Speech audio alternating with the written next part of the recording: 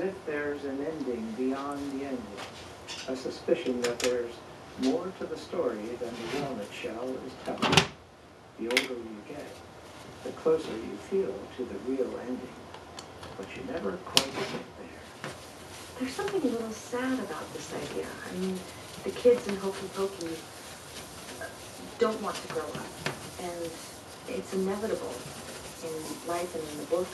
It starts to happen, and it's not considered a big grand adventure to grow up. It's something to be avoided. It kind of has that feel to it, yes, but not in the sense that you're not open to more possibilities and that they don't envy all the privileges of adulthood.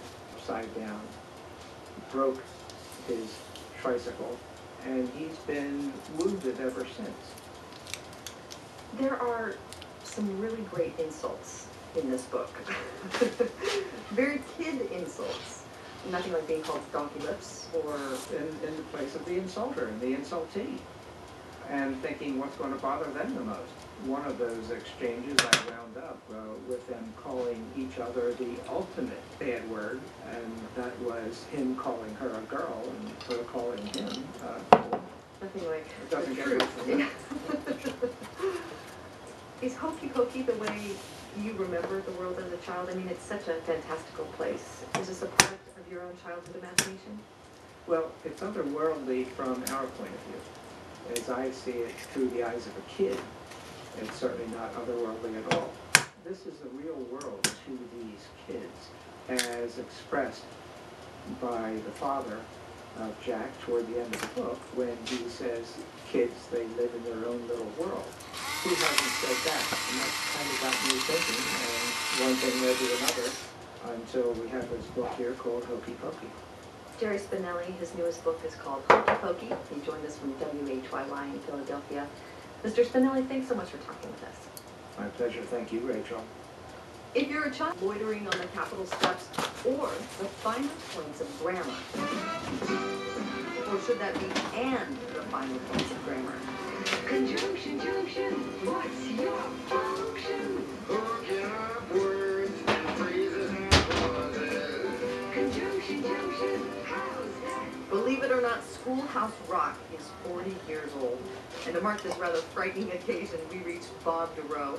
It originally was just an idea for a phonograph record and a workbook. We eventually wound up on television. What was the first multiplication song that you did?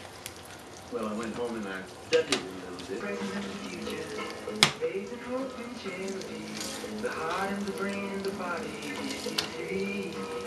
there's a magic number. 3, 6, 9, 12, 15, 18, 21, 24, 27, 30. I have to say, Mr. DeRoe, you can sing. Finally, they said, let's just do the 8 parts of speech. Well, you've written so many tunes over the years. I know they all probably hold a special place in your heart, but I will still ask, do you have a favorite? Well, that's sort of like Lolly, Lolly, Lolly.